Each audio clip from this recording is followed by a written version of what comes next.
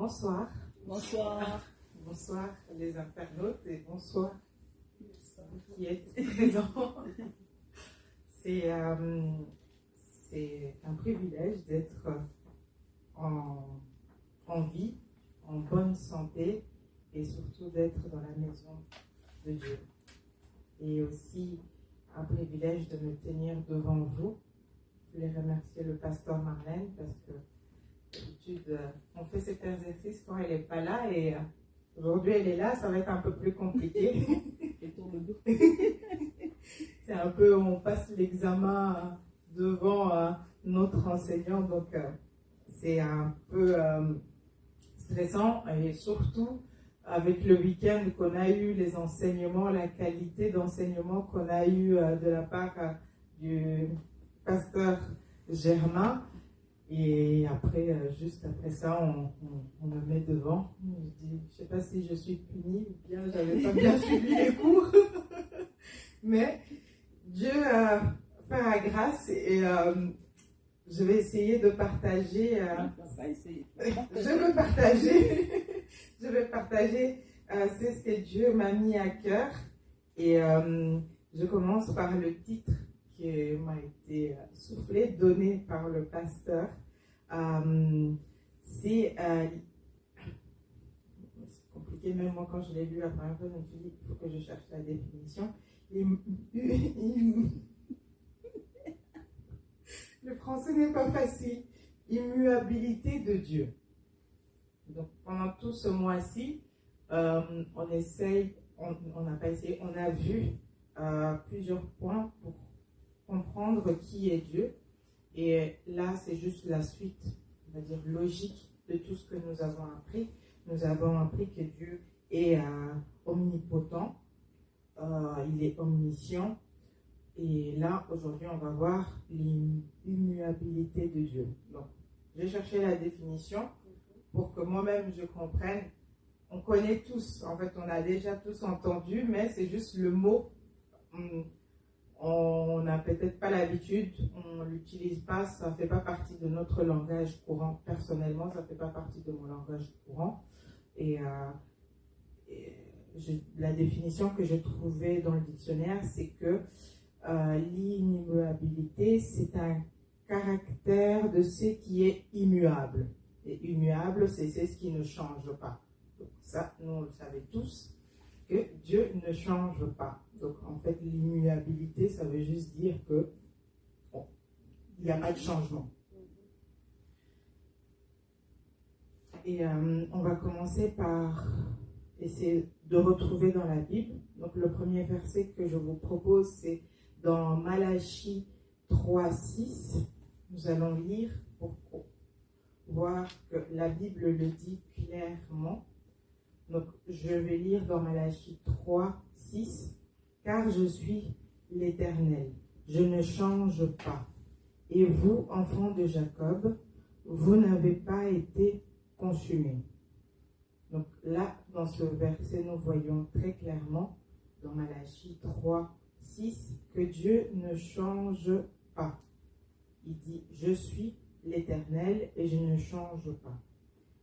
Je vais vous proposer un autre verset, c'est dans le livre des Nombres 23:19, il dit « Dieu n'est point un homme pour mentir, ni un fils d'homme pour se repentir.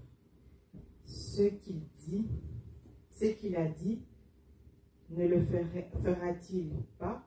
Ce qu'il a déclaré, ne l'exécutera-t-il pas ?» C'est un verset que j'aime beaucoup. J'aime beaucoup ce verset parce qu'il est fait pour moi en deux parties.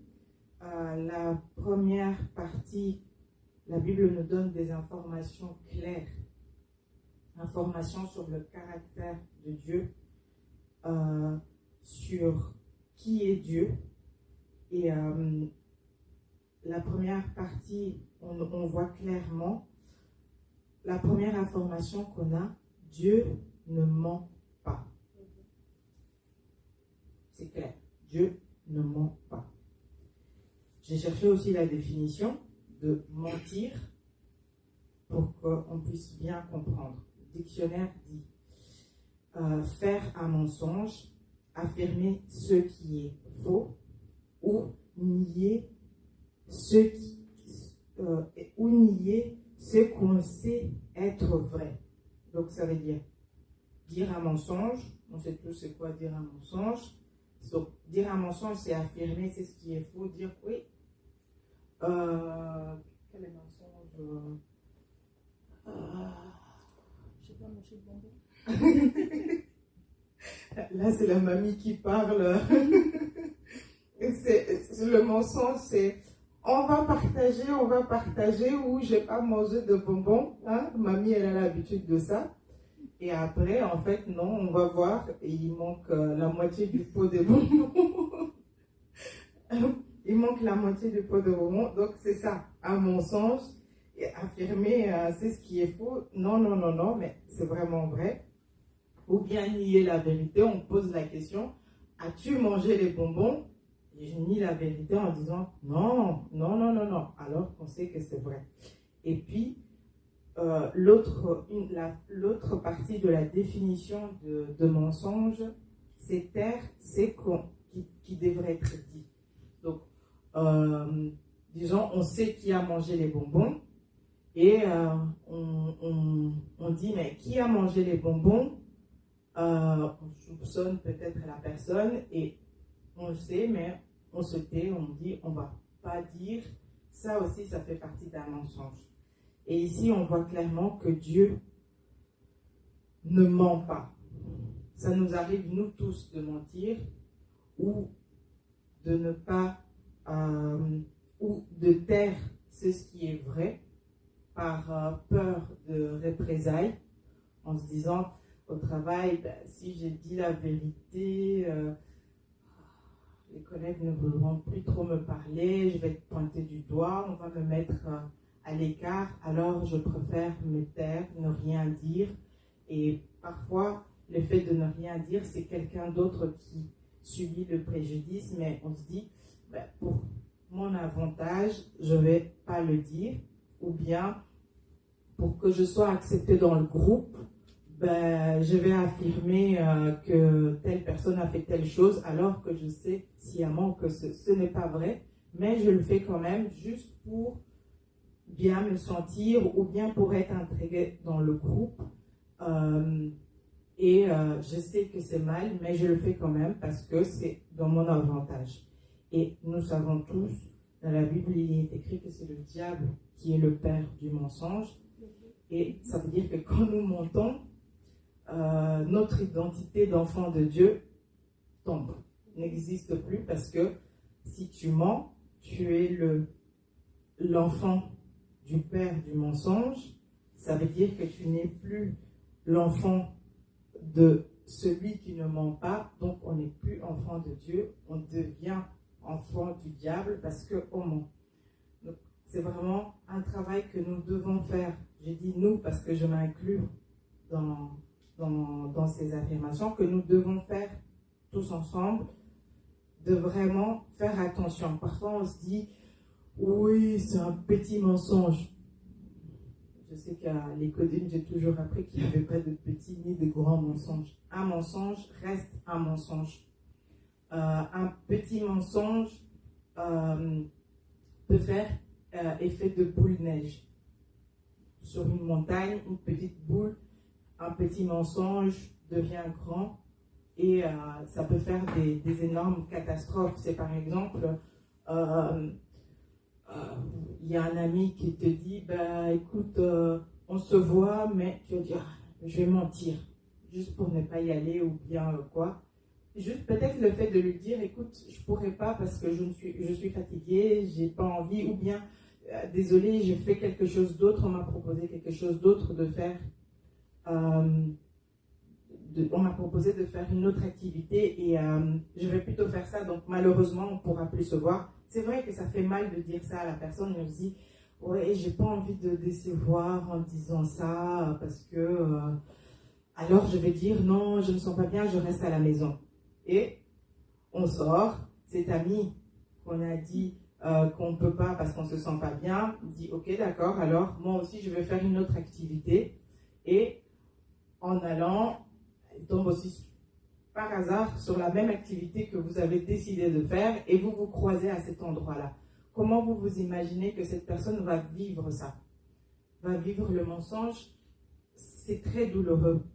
Va vivre ça, c'est une trahison en se disant, on se remet en question sur tout ce que la personne avait dit auparavant. On doute, est-ce que cette personne m'apprécie réellement? Cette personne m'aime réellement? Cette personne me dit toujours la vérité quand elle dit quelque chose?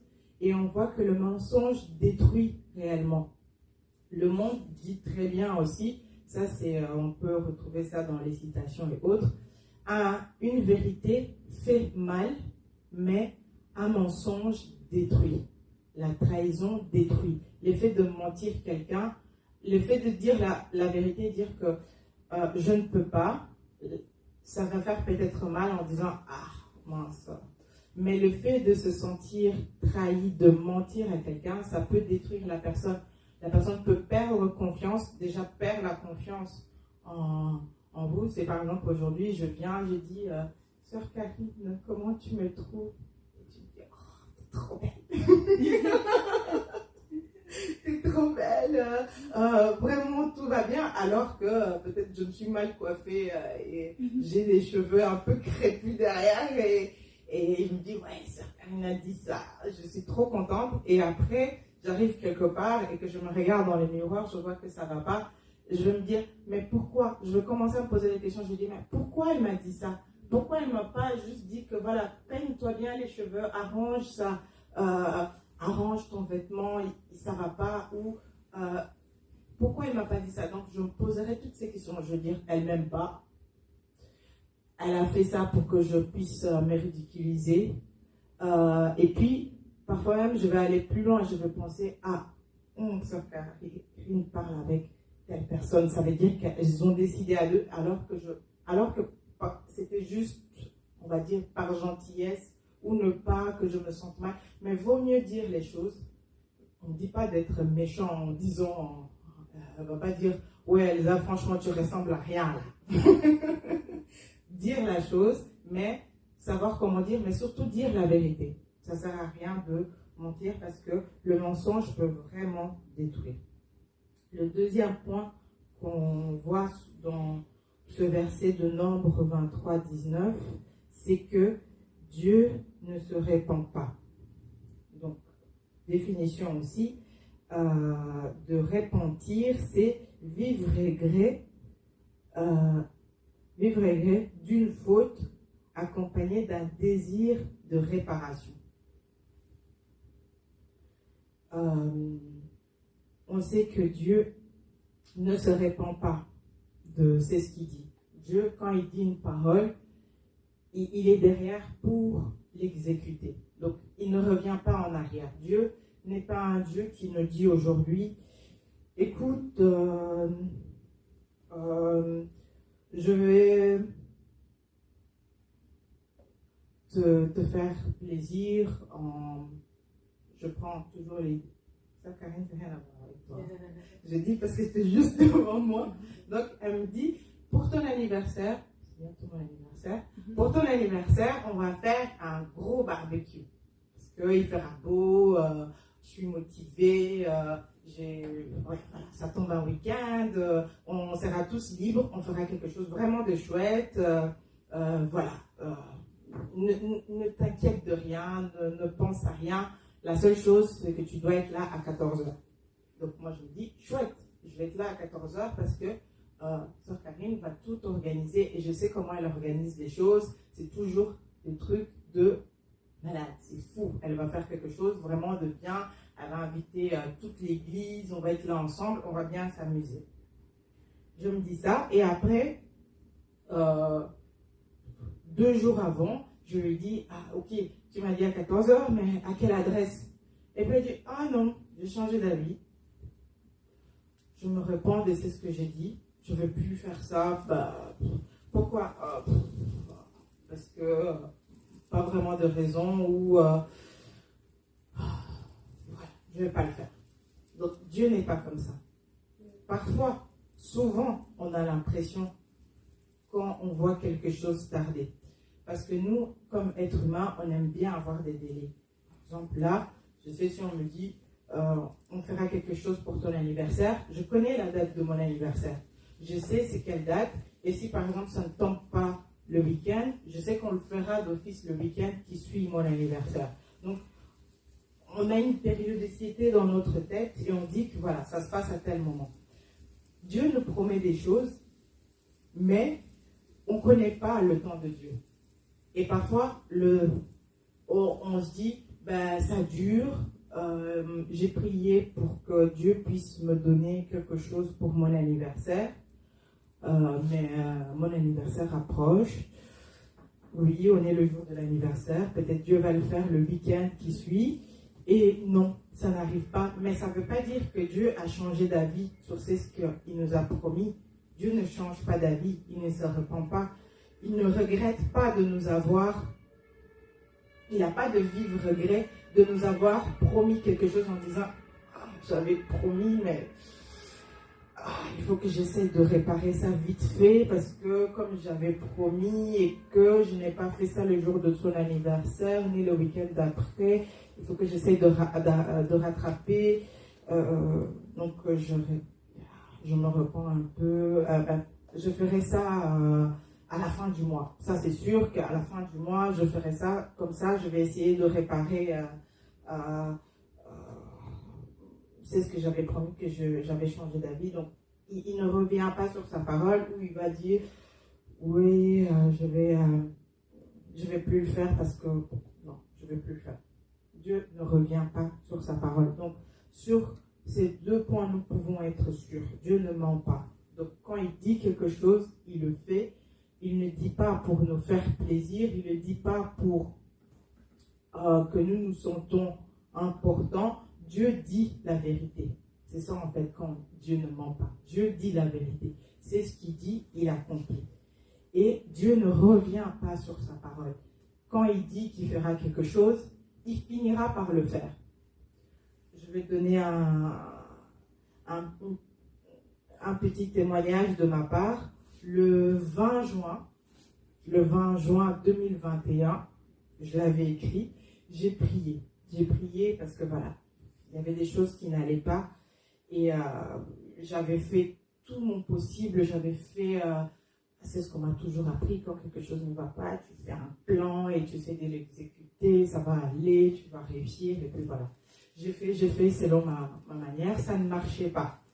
Donc, ce jour-là, le 20 juin, je me suis assise, j'ai dit, je vais prier. Mais j'avais pris la décision de mettre sur écrit ma prière.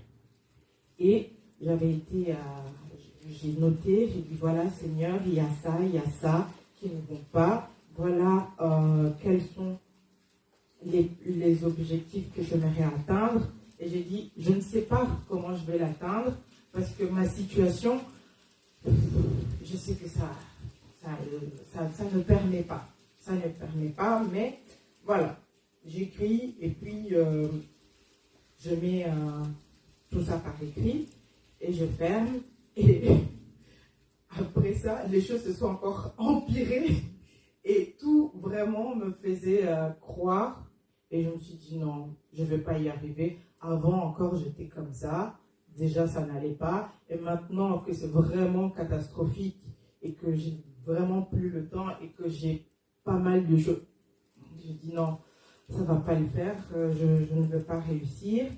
Mais après, j'ai eu le Saint-Esprit qui m'a rappelé, il faut faire confiance à Dieu. Et tu as demandé quelque chose, il faut continuer à prier, continuer à y croire. Dieu ne ment pas, Dieu ne change pas d'avis. Donc, si Dieu t'a promis, Dieu l'exaucera. Donc, j'ai continué à prier. Je me suis dit, Dieu, tu m'as mis à cœur de faire ce plan et de suivre ce plan. Et normalement, selon le plan que j'avais fait, je pouvais être capable de pouvoir prétendre à commencer à exécuter pour arriver à l'objectif que cette année, en juin 2024. Donc, je m'étais inscrite à une formation et normalement, je devais la terminer qu'en juin 2024. Donc, je dis, j'ai le temps de faire la formation. Mais en décembre 2022, il y a quelque chose qui s'est passé, alors que normalement c'était improbable. J'ai même eu des amis qui se moquaient de moi en me disant, t'exagères un peu, comment tu peux prétendre arriver là où tu veux arriver à peine après 2 mois de ce que tu as commencé. C'est impossible. Nous tous on est passés par là. Même quand on a, après les 2 ans, on a dû encore attendre quelques mois. Et toi là, ça fait 2 mois. Ça n'arrivera pas. J'ai dit, voilà, je fais confiance en Dieu. J'exécute le plan que Dieu m'a mis à cœur parce que voilà, Dieu m'a... Je sentais qu'il fallait que je le fasse à ce moment-là, même si je savais que voilà, je n'avais pas tout ce qu'il fallait. Je l'ai fait et Dieu sait comment il fait les choses.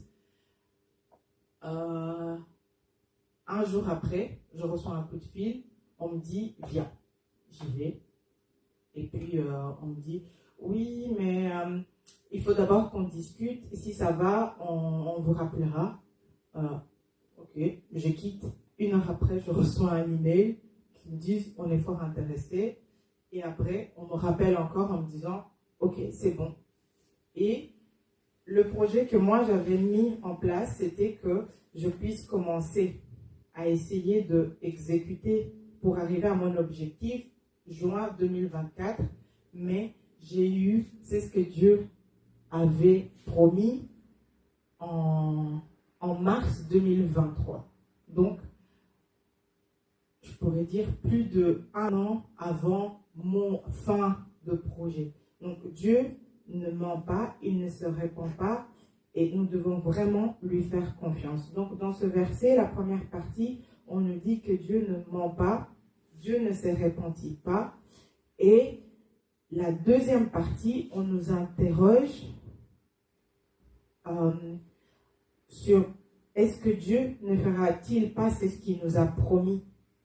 Il ne va pas exécuter ce qu'il nous a déclaré. Donc, c'est vraiment pour que nous puissions nous-mêmes voir. On nous dit le caractère de Dieu et après qu'on soit conscient de ce caractère de Dieu, on nous dit est-ce que en prenant connaissance, en ayant connaissance de ce caractère de Dieu, pouvons-nous encore douter de lui? C'est vraiment ça. Pouvons-nous encore douter de lui? Et on se rend bien compte ici que la Bible nous enseigne vraiment que Dieu ne change pas. Et on peut encore le lire dans Jacques 1, 17. Toute grâce excellente et tout don parfait descend d'en haut, du Père des Lumières, chez lequel il n'y a ni changement, ni ombre de variation. Ici, on dit vraiment que Dieu ne varie pas. Ce n'est pas selon les saisons. Il pleut, alors je ne vais pas à l'église. Il fait beau, alors je vais à l'église. Il pleut aujourd'hui, alors cette bénédiction, je ne vais pas la donner parce qu'il pleut, il fait mauvais, c'est pas bon. Alors il y a du soleil, je vais donner la bénédiction parce qu'il y a du soleil et la personne sera joyeuse. Non, Dieu ne varie pas selon le temps qu'il fait. Il fait nuit, ouais, les bénédictions la nuit, c'est sombre. Alors non, pas de bénédiction la nuit. On va plutôt attendre le lever du soleil pour exécuter. Ou oui, je protège que la nuit parce que la personne ne voit pas et il fait sombre, alors je vais protéger la nuit. Le jour, la personne peut se débrouiller tout seul parce que voilà, il n'y a pas trop de danger. Non, Dieu, il est inchangeable. Quand il dit que sa protection est sur nous, sa protection est vraiment sur nous. Il ne va pas changer la vie parce qu'il y a quelque chose qui va varier. Dieu nous protège tout le temps. Il est là et sa parole ne change pas. Ses promesses sont là. Nous allons voir maintenant les raisons pour lesquelles Dieu ne change pas. Dieu marche derrière sa parole pour l'accomplir. Ça, on le sait tous, mais on l'oublie. On l'oublie tellement souvent. Nous avons peur et on se dit, voilà, c'est comme un enfant, on est comme des enfants qui apprennent à faire du vélo. Quand on apprend à notre enfant à faire du vélo, tant que l'enfant sent qu'on est derrière, qu'on tient le vélo, ça va, on pédale. Mais une fois qu'on se rend compte que l'enfant se rend compte qu'on ne tient plus le vélo, alors on est là, je vais tomber. Alors que non, Dieu, il est toujours là. Si on essaye de tomber, il va nous rattraper. Et je vois même ça avec ma fille. C'est quand je l'accompagne à l'école et qu'elle fait le vélo, elle me dit, maman, pousse-moi, parce qu'elle est fatiguée de pédaler. Alors, je la pousse même pas. Je la tiens juste sur le dos. Elle pédale toute seule. Mais le fait de savoir que ma main est sur son dos, son imaginaire, elle se dit, ah, oui, c'est maman qui me pousse, moi je fais rien. Alors que c'est elle qui pédale toute seule. Et souvent je me dis, Seigneur, en fait je suis comme ma fille. C'est quand dans ma tête je me dis que tu me tiens plus, que tout part dans tous les sens et que je me dis, non, ça va pas aller, Dieu m'a abandonné, alors que Dieu est toujours là. Il marche derrière sa parole. Donc, ça veut dire que nous, on est devant parce qu'il nous donne sa parole et lui, il est derrière nous. Et il marche, il veille à ce que cette parole que nous avons reçue puisse s'accomplir. Donc, nous devons vraiment nous rappeler de ça, que Dieu n'est pas hors temps. Parfois, on dit ça dure, donc Dieu ne marche plus derrière sa parole.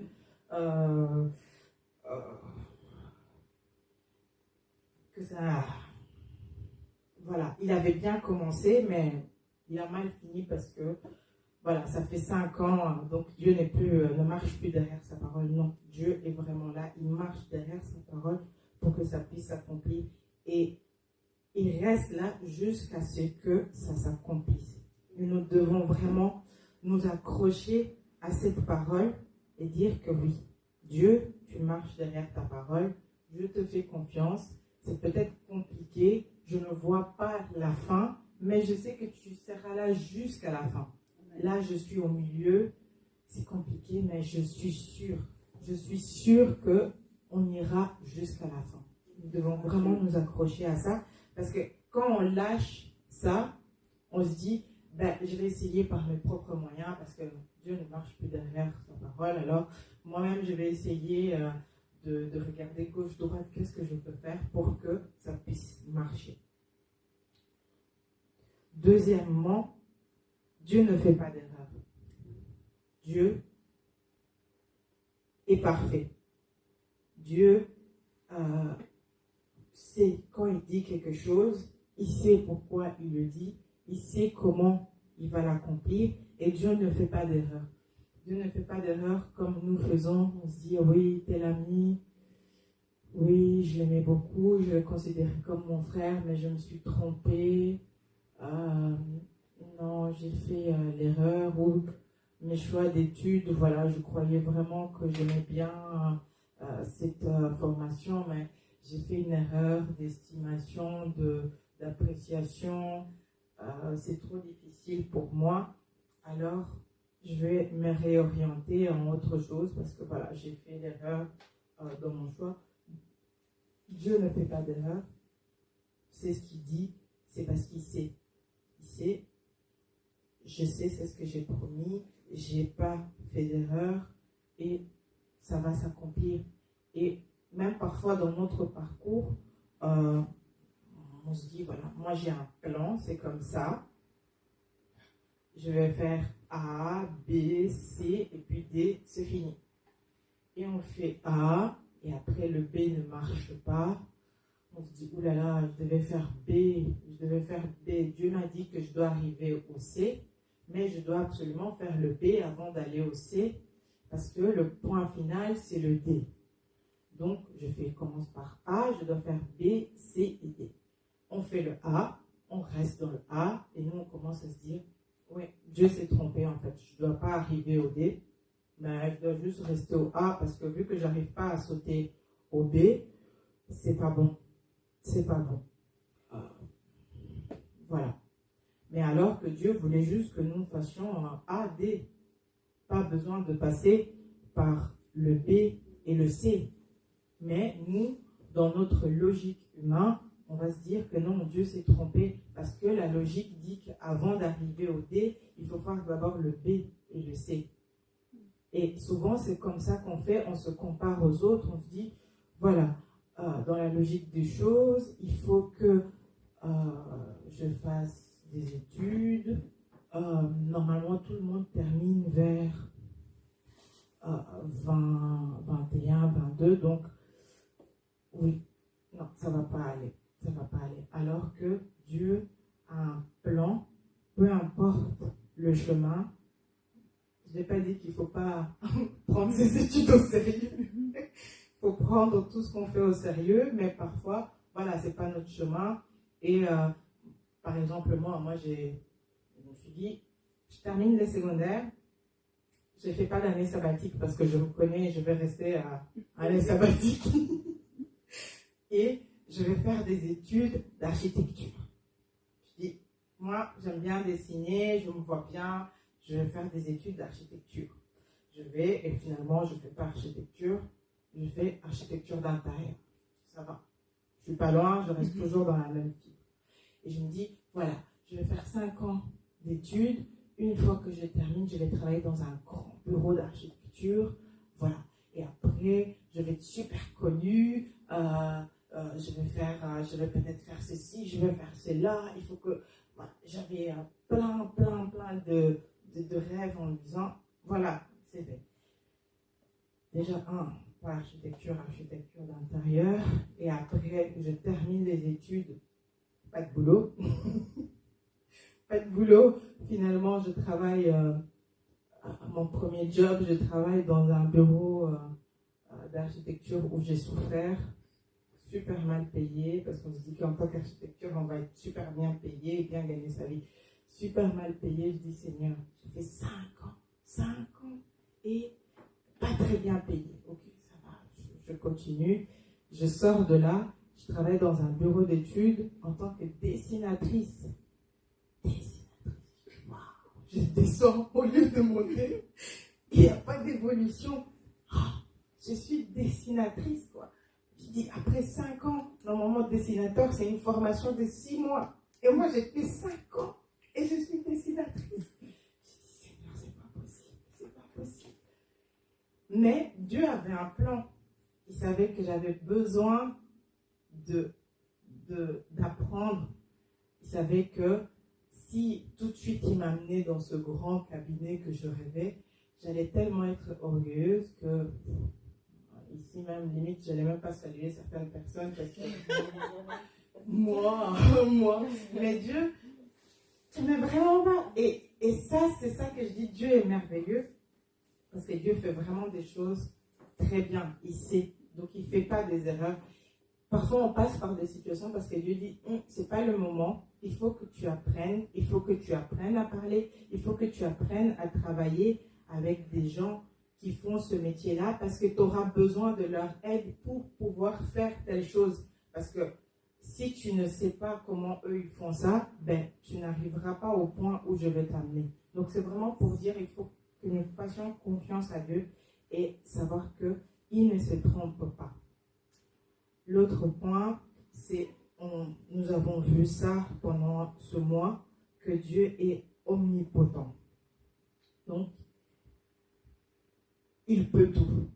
Donc, même quand on pense que la situation est catastrophique, parce que moi, à un moment donné, je disais, je vais rester dessinatrice toute ma vie. Ouais.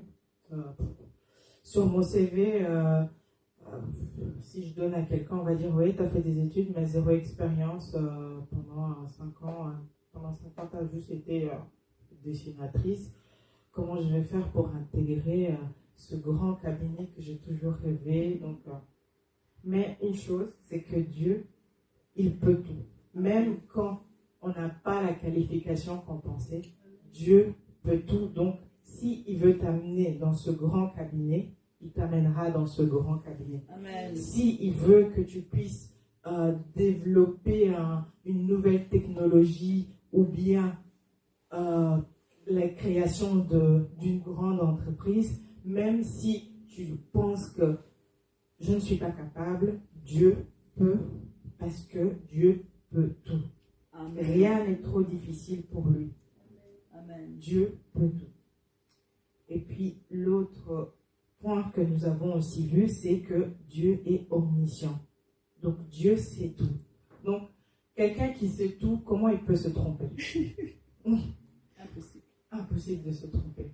Par exemple, quand on doit étudier pour nos examens, si on est sûr et que la question que j'avais étudiée, que je connais par cœur, on me le donne à l'examen, dès qu'on voit l'examen, on commence à sourire. On se dit, ah, c'est bon, j'ai réussi. Parce qu'on sait, on sait. C'est pour cela on aime toujours, oui, c'est quoi les questions d'examen? Parce que quand le prof donne 10 questions d'examen, tu dis, sur ces 10 questions, si j'apprends bien mes 10 questions, j'aurai peut-être 3 questions. Donc, si je connais mes questions, peu importe les questions qu'il donnera sur ces 10-là, ça va aller. Parce que je sais. Et même le jour où on part à l'examen, on part confiant. Et donc, Dieu, vu qu'il sait tout, comment il peut se tromper? Impossible. S'il sait tout, comment on va se dire qu'il ne peut pas le faire? Parce qu'il sait comment il va le faire, il sait c'est ce qui va arriver, il sait comment ça va arriver. Donc, Dieu sait tout. Donc, nous pouvons faire confiance à Dieu pour ça. Je vais conclure en parlant de ce que je fais au travail.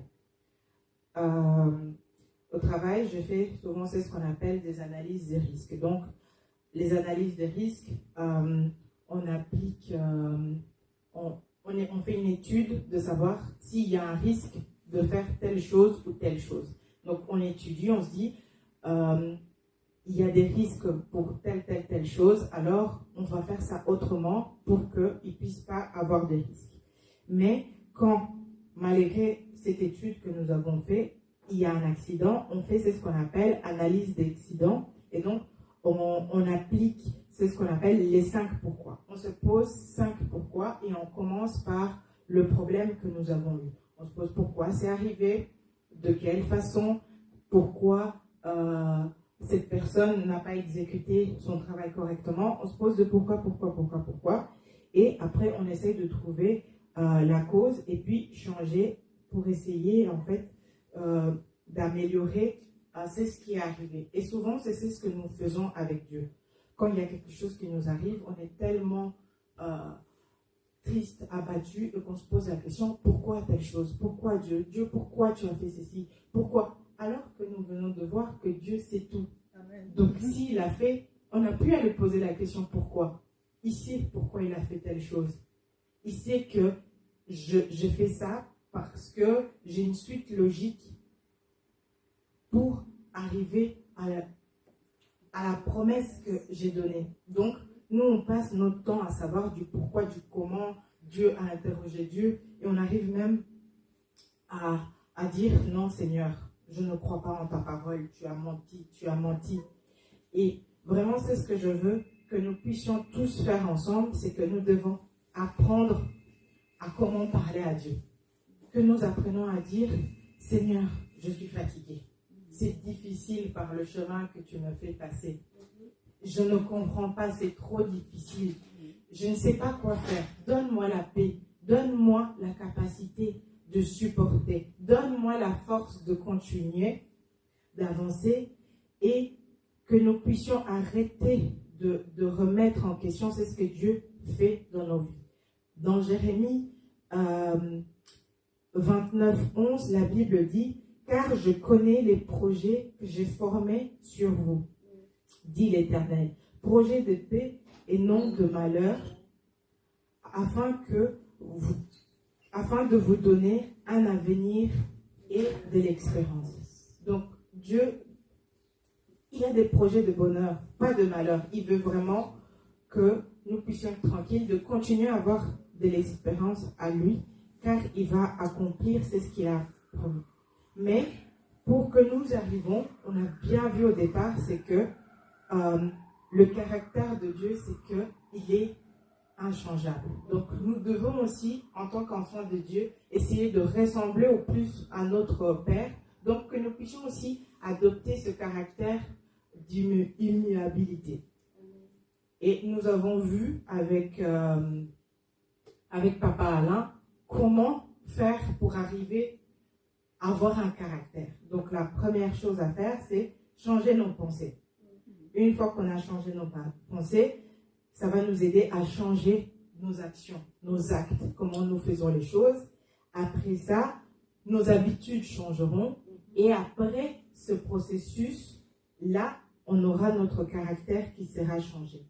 Et Dieu, son caractère, on a bien vu, Dieu possède et son caractère, et c'est qu'il ne change pas. Il est le même hier, aujourd'hui et éternellement. Nous allons nous lever, prier. Nous allons commencer par demander pardon à Dieu. Nous avons souvent eu le sentiment que Dieu nous a menti, il nous a trompés, il nous a promis quelque chose, mais qu'il ne va pas réaliser. Que nous puissions vraiment être conscients, prier, demander pardon à Dieu. Demander pardon parce que nous l'avons traité de menteur et que Dieu ne ment pas. Prions. Seigneur Jésus-Christ, tu es, Seigneur, le Père de la vérité. Tu n'es pas le Père du mensonge, Seigneur.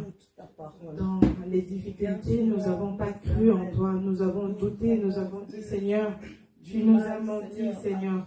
Tu as dit quelque chose, mais que tu ne vas pas l'accomplir, Papa. Demande, Seigneur, nous demandons pardon, Seigneur. Nous demandons pardon, Seigneur. Pardonne nos cœurs, Seigneur. Pardonne nos pensées, parce que souvent ce sont nos pensées, Seigneur. Quand nous doutons, Seigneur, ce sont nos pensées. Nous pensons, Seigneur, et en pensant ces choses, en pensant que tu nous as menti, nous péchons, Seigneur. Nous péchons contre toi, Seigneur Jésus-Christ. Pardonne-nous, Seigneur. Pardonne nos cœurs, Seigneur Jésus-Christ. Lave nos pensées. Lave, Seigneur, les paroles que nous avons pu déclarer pendant un moment de doute. Lave, Seigneur, notre cœur, Seigneur, cette colère que nous avons mis en nous parce qu'il y avait quelque chose qui ne se réalisait pas. Pardonne-nous, Seigneur Jésus-Christ. Pardonne-nous, Seigneur Jésus-Christ. Pardonne-nous. Nous allons demander de l'aide à Dieu. Que Dieu nous aide à quitter le mensonge. Que ce soir, nous prenons la décision de dire la vérité. Que nous disions, Seigneur, ce soir, je ne veux plus être l'enfant du diable. Je ne veux plus parce que c'est lui le père du mensonge. Et comme je déclare que je suis ton enfant, aide-moi à sortir du mensonge. Aide-moi à être dans la vérité. Parce que tu es un Dieu véritable. Tu aimes la vérité. Prions pour ça. Seigneur Jésus-Christ, je viens devant toi parce que parfois je pêche et je dis c'est des petits mensonges, c'est des petits péchés, ce n'est pas grave. C'est juste pour... comme on dit, j'ai omis de dire la vérité. J'ai... enjoliver le mensonge, j'ai juste amélioré un peu pour que ça ne fasse pas trop mal. Mais ça reste un mensonge, Seigneur Jésus-Christ. Je veux sortir de tout ça. Je veux, Seigneur, dire la vérité. Je veux être dans la vérité de ta parole, Seigneur Jésus-Christ. Tu nous dis, Seigneur, de dire la vérité. Tu nous dis, Seigneur, d'être comme toi. Seigneur, je veux être comme toi. Je veux être comme toi. Je ne veux plus mentir. Je veux sortir. Je ne veux plus faire partie du club de menteurs. Je ne veux plus faire partie de l'association de menteurs. Je ne veux plus mentir, Seigneur Jésus-Christ. Aide-moi à rester dans la vérité. Aide-moi à rester accroché à ta parole pour dire la vérité. Et je ne veux pas seulement dire des mensonges, mais je ne veux pas aussi affirmer les mensonges. Quand quelqu'un d'autre ment, et que juste pour que je me sente intégrée, pour que je me sente à l'aise, je vais accepter le mensonge. Seigneur, je refuse, Seigneur, de soutenir les menteurs. Je refuse de soutenir les mensonges parce que ça fait de moi aussi une personne mensongère, Seigneur Jésus-Christ. Je te rends grâce parce que toi, tu es le Dieu capable. Tu peux tout, Seigneur. Je prie, Seigneur, que tu puisses nous délivrer du mensonge, Seigneur Jésus-Christ. Nous allons demander de l'aide à Dieu.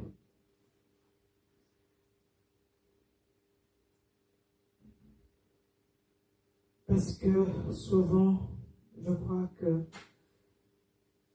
Dieu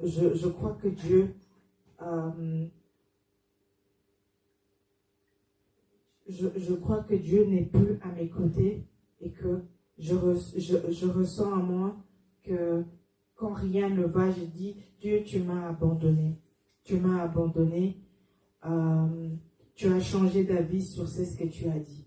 Tu as changé d'avis et donc je suis seule et tu t'es repenti. Que nous puissions demander de l'aide et dire, Seigneur, je sais que tu es toujours là, que tu ne m'as pas abandonné. Tu n'as pas changé d'avis. Tu es avec moi. Prie. Seigneur, Oui, Jésus, Seigneur Jésus, je sais que tu es avec moi, que tu n'as pas changé d'avis me concernant. Tu n'as pas changé d'avis pour me bénir. Tu n'as pas changé d'avis sur la promesse que tu as donnée dans ta parole du mariage. Je sais, Seigneur, que tu as promis, Seigneur, de bénir, Seigneur, avec des enfants. Tu nous as promis de nous bénir, Seigneur, avec la paix, Seigneur Jésus-Christ, et que tu n'as pas changé d'avis, même si les choses sont compliquées, même si je ne vois pas le bout du tunnel, Seigneur Jésus-Christ. Je sais que tu n'as pas changé d'avis à mon égard. Tu es toujours là. Je vois ou je ressens que toi tu es là, que tu as donné ta parole. Tu n'as pas changé d'avis, Seigneur Jésus-Christ. Je crois. Aide-moi à continuer à m'accrocher à ta parole, Seigneur Jésus-Christ. Nous allons prendre 2 minutes, 1 minute, de penser à 2 requêtes qu'on veut soumettre à Dieu et qu'on prenne le temps juste d'écrire ces 2 requêtes et que nous puissions prier avec foi et nous verrons son accomplissement. Dieu n'est pas un Dieu qui ment, qui change d'avis. Nous devons juste nous accrocher. Prenons 30 secondes, 1 minute d'écrire ces 2 requêtes que nous voulons abandonner entre les mains de Dieu. Je prends le temps. Seigneur.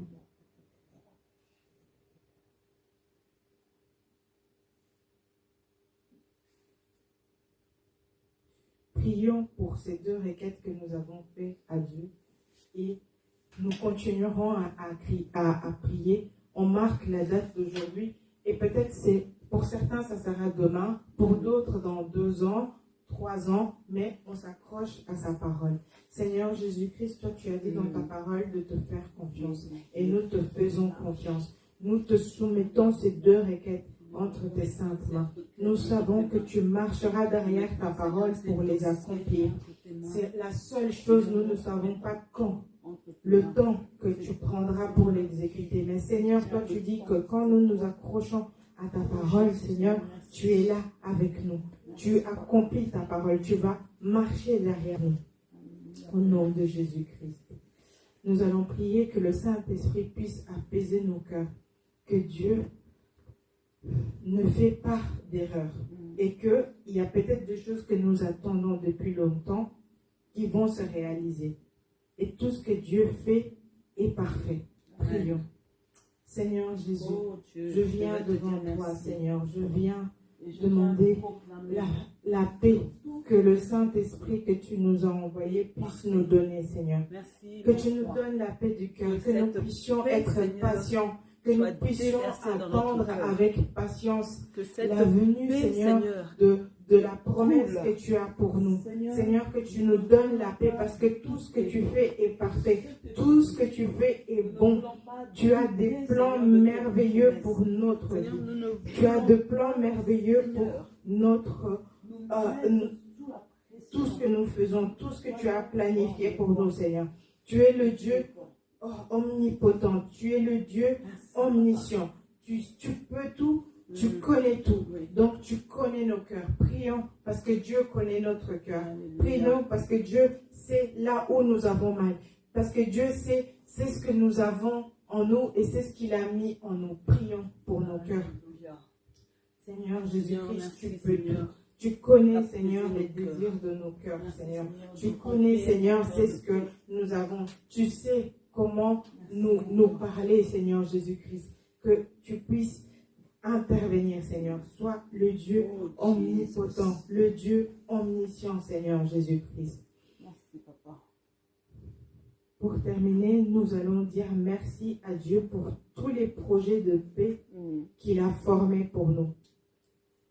Rendons grâce à Dieu parce que tout ce qu'il fait pour nous est bon. Prions pour ces projets de paix que Dieu a pour nous. Merci Seigneur pour les projets de paix que tu as pour nous, Seigneur. Merci Seigneur pour ta grâce. Merci Seigneur parce que tout ce que tu fais pour nous est bon. Et souvent nous l'oublions. Mais nous voulons te rendre grâce parce que tout ce que tu fais pour nous est parfait, Seigneur Jésus-Christ. Merci pour, depuis le jour où je suis née jusqu'à aujourd'hui, parce que tout ce que tu as fait pour moi est bon. Tu m'as fait grandir, Seigneur Jésus-Christ. Je te rends grâce pour le projet de ma vie. Je te rends grâce pour le projet du Centre Zoé. Je te rends grâce pour le projet que tu as formé sur chaque frère et sœur du Centre Zoé. Je te rends grâce pour chaque internaute qui nous suit parce que tu